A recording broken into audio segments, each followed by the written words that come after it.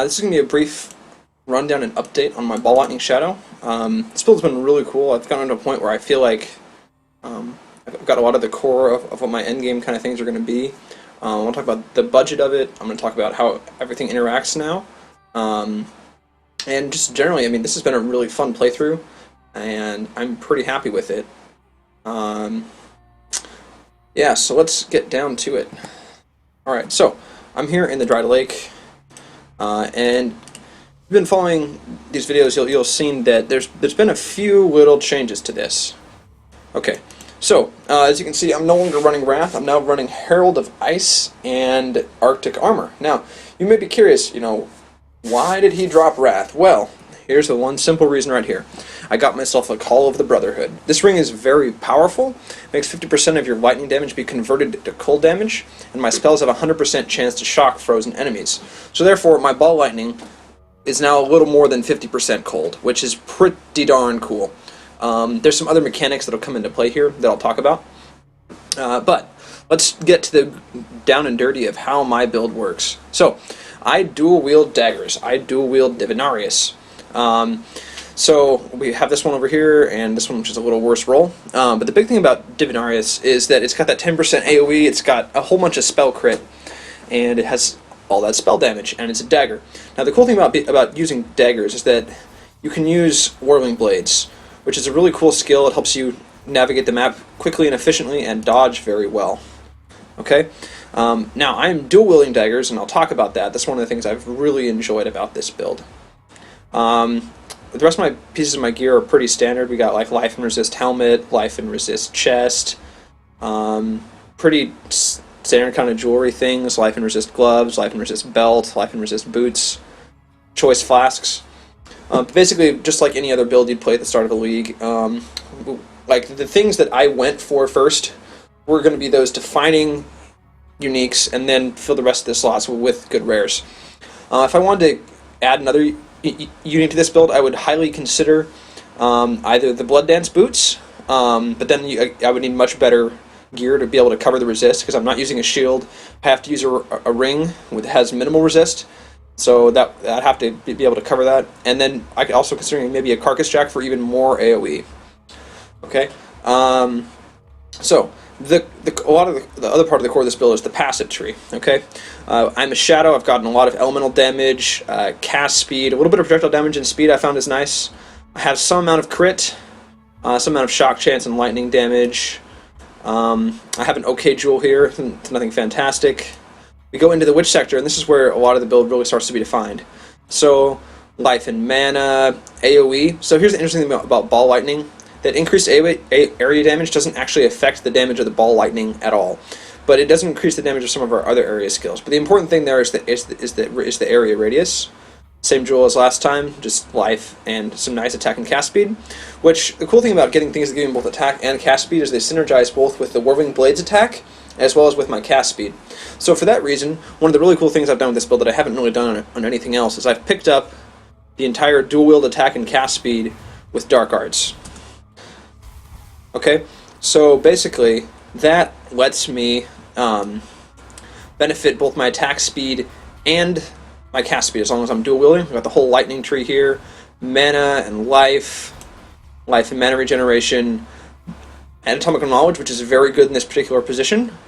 We've gone into the Templar tree for area damage, cast speed, mana, and then this elemental triangle over here. And we've dipped down into the Scion Life Wheel over here. In future levels, I'm going to be filling out the Scion Life Wheel, as well as potentially coming down in and getting this node here, because this has great synergy with Call of the Brotherhood because of the multiple scaling. Also considering getting Sophastic Effect nodes, because I have a fair amount of crit. We got Spell Crit over there, and we got the Crit Cluster over here. And yeah, just fill out that Life Wheel. Alright, so let's get down to the nitty-gritty of how everything works.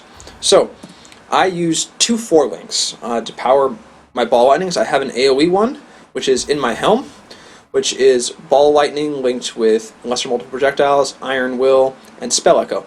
I used to use GMP on here. I talked about that in the past. I've experimented with knockback, and it's not really that great, but with the amount of increased AoE I have, LMP is more than sufficient to give me the coverage I need, and it does way more damage than GMP. Then in my chest is my main damage skill. For single targets, it's Ball Lightning, Slower Projectiles, Lightning Penetration, and Dispel Echo. So this Lightning Penetration is significantly less effective now that I'm using Call of the Brotherhood, because only less than half of the damage is now lightning.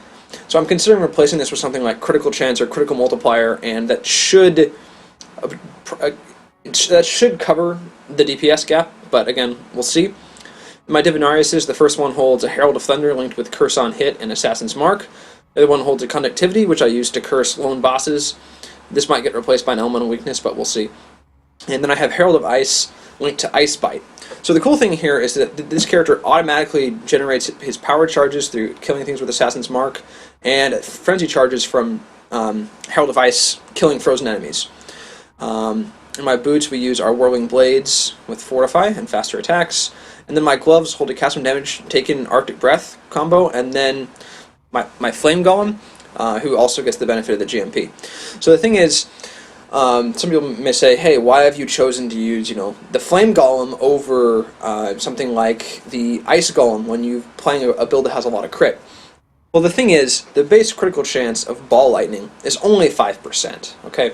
A max rank Ice Golem gives you 30% critical chance and 30% accuracy, which is really good if you're an attack-based build. That said, I am not an attack-based build, so I'm only getting the 30% critical chance from that. Now, 30% of 5% is 1.5% critical chance, which is nowhere near as good. An additional 1.5 critical chance is not a significant increase in damage versus 20% increased damage on a high-level Flame Golem. This is much better. So that's the reason why I'm using the Flame Golem.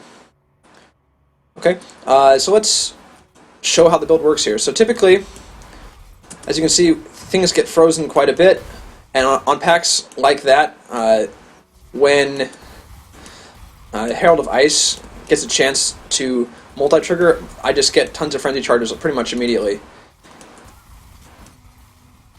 Another cool thing is that because of Call of the Brotherhood, Herald of Thunder can actually freeze enemies, which is pretty powerful. Alright, so here we are at max charges. Our DPSs, we got 4.3k tooltip on the single target and 3.4k on the AoE. And as you can see, this just shreds this particular area. Enemies don't stand much of a chance against me. Oh, there's a Rogue Exile.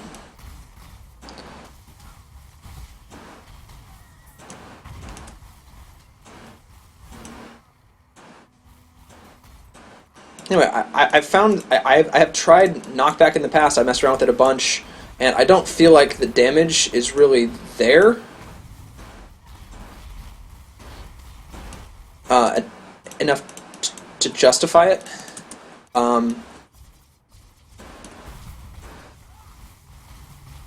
Like, the thing is, one of the big things that you can use to benefit your Ball Lightning is by getting multiple casts to hit the same target. And when you're using knockback, it's just the same cast, and you're not really able to get that overlap like I would like. Alright, I'm going to demonstrate the AoE here, if my thing will stop killing things.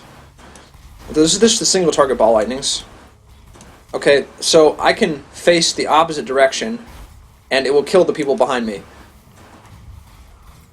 So my AoE is pretty darn huge. I have pretty much all the AoE nodes on the tree except for the small amount of Scion ones. And I have two things that give me an additional 10% each. So the amount of AoE increase I have is pretty enormous. As you can see, as long as there's enough enemies around, we're able to pretty much maintain our charges. The frenzy charges go down occasionally, but it's really not that big of a deal. Just the fact that I'm able to generate them at points without having to expend any sockets is really nice.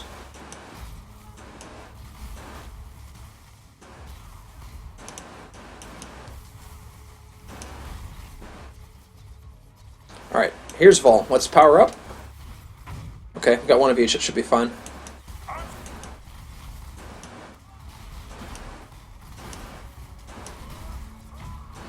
As you can see, we're pretty much able to dodge all of his attacks by using our Whirling Blades.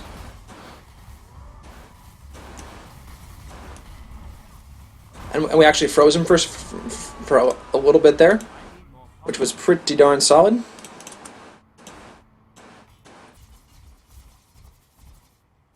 Anyway, This character was also super fun to level because you can use your ball lightning skill from level 28 onwards, and you can just use LMP with it. You can get 2 copies of it. And then eventually, and honestly, like I was initially like I wasn't sure what I was going to use as my casting implement.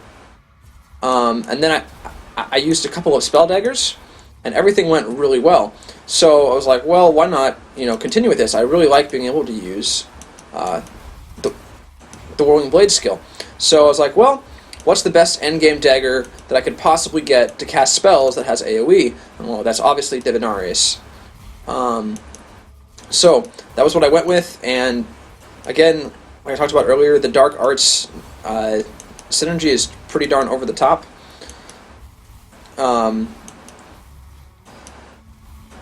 And I feel like you can probably optimize, your projectile speed and your cast speed and all that other stuff, but I feel like I've struck a pretty good balance right now. I like them not being too slow, but at the same time, you don't want them to be too fast, so they don't spend enough time over your enemies.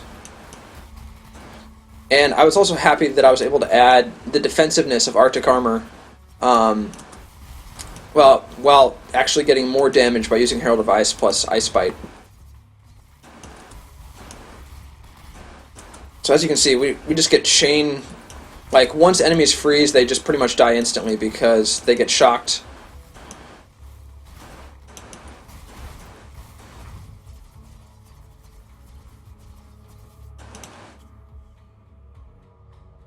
So at level 81, I have just over 4k life, about 600 energy shields.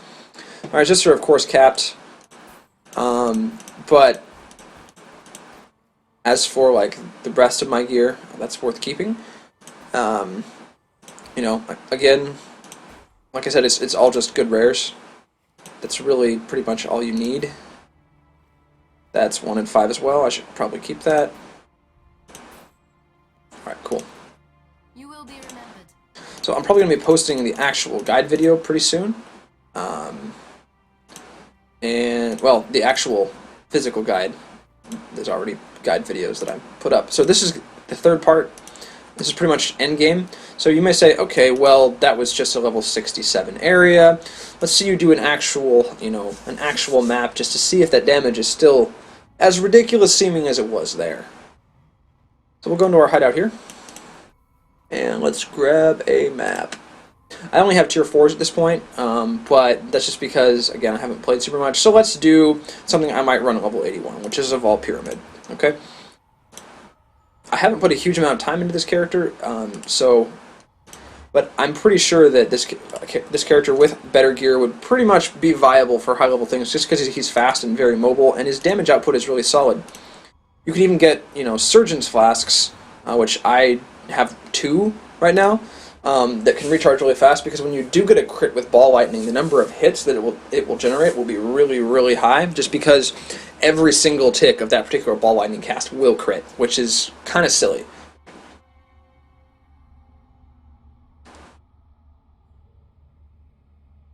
I was pleasantly surprised by how effective Ball Lightning ended up in the end, after I pretty much picked it from a pool of where I think about half the people who were suggesting ideas were trolling me.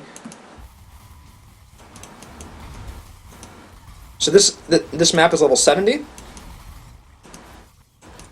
Here's a Herald. Here's an enemy Thunder guy. He is down.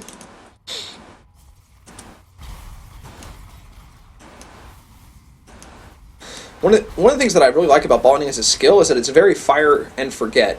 Like, you cast it, and then it's like, okay, you can move, and it'll still do damage. Looks like we have some nasty Stygians here. I'm not a fan of those things. My golem's dead. Okay, resummon.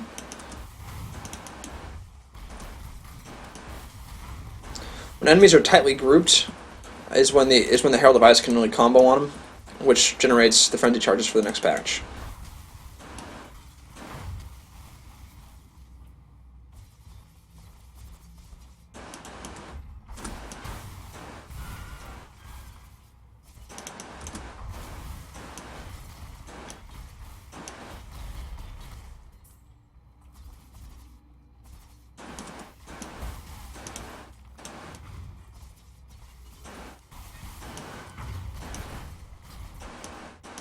Now the thing is, the multiple projectiles on the LMP cannot shotgun. However, the main reason I use the LMP is just for more spread. Because when you have a pack like this, you keep the cursor close to yourself and it just annihilates everything, right?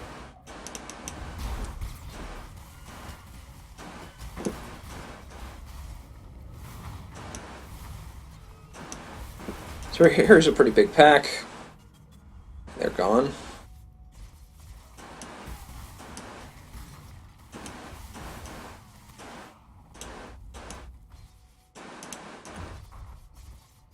Alright, here is a Darkshrine. Okay, so this is what I've been doing with shrines. So I'm going to go ahead and portal out. Yes. We'll go ahead and sell everything that we found up to this point. Bad. Not really very good. It's a life tri-res, but it's not spectacular. This isn't really very good either. Alright. Off the orbs. Alright, so I grabbed something that has critical multiplier on it with hopefully some other kind of good stat. This is attack speed. Sure, let's grab that.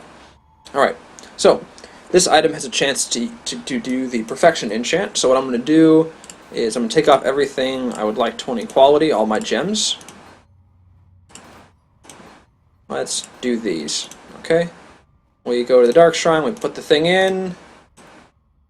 Alright, the map now has fracture, but that's okay.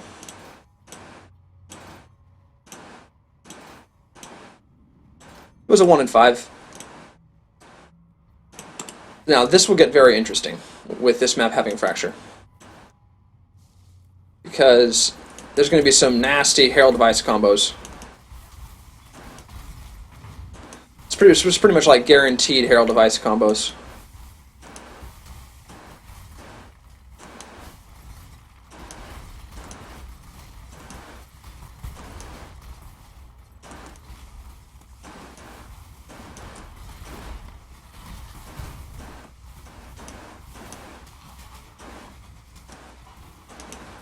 Provided I get the shocks, that is. There we go.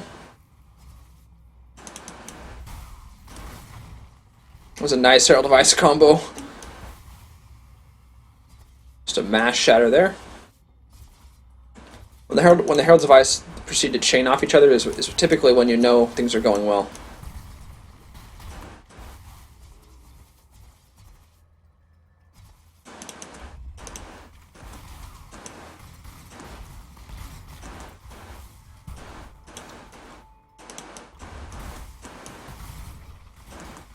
Also, I have a pretty fair amount of life on kill, because I'm using two Divinarius, so I actually can get healed when I spike kill packs a monster like that.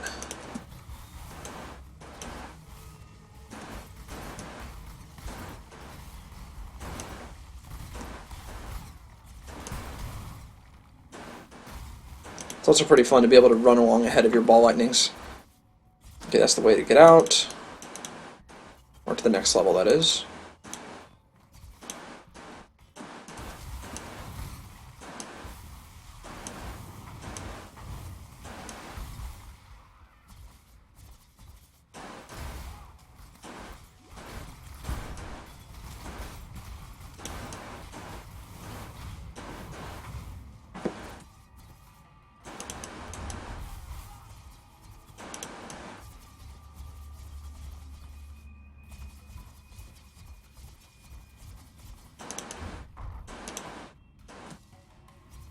Alright, so is that that's a totem, okay.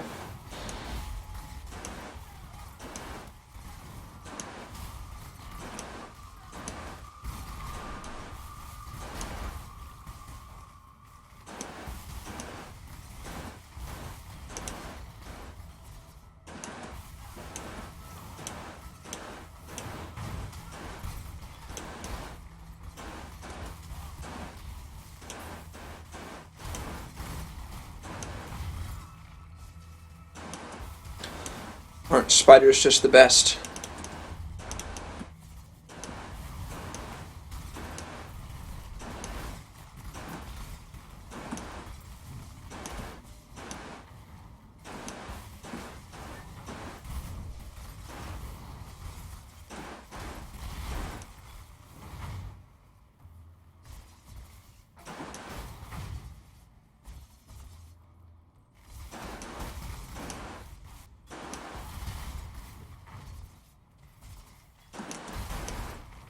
Look at that combo. That was nice.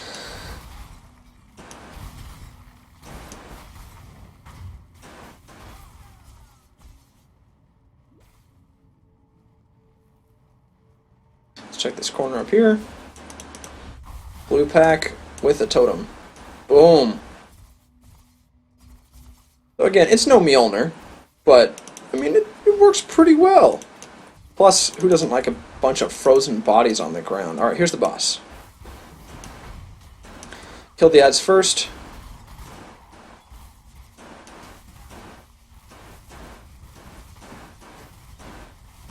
Just driving around in circles around him and combo him with all the balls. Alright. Found some okay loot there. Some sorcerer gloves, Vault regalia. Nice stuff. Okay, cool. That's just a demo of a map run that you might do. You can see it's pretty easy, and I never really took any significant hits. Okay? What do you need? So that's pretty much the build in a nutshell. If you have any questions, I will be posting a full guide on this on the forums probably within the next week. I'm going to be out of town this weekend, so that probably won't happen. But yeah, if you enjoyed the video, you can subscribe to my channel. I'm trying to post more Path of Exile things. I've had pretty busy things with a big project I'm on, so my weekly videos haven't been coming out. But if you like the videos, subscribe and follow me on Twitch, and I'm gonna try to be streaming more, especially in the next several months as my workload gets a little easier with my big senior project. So thanks for watching, guys, and I'll see you later.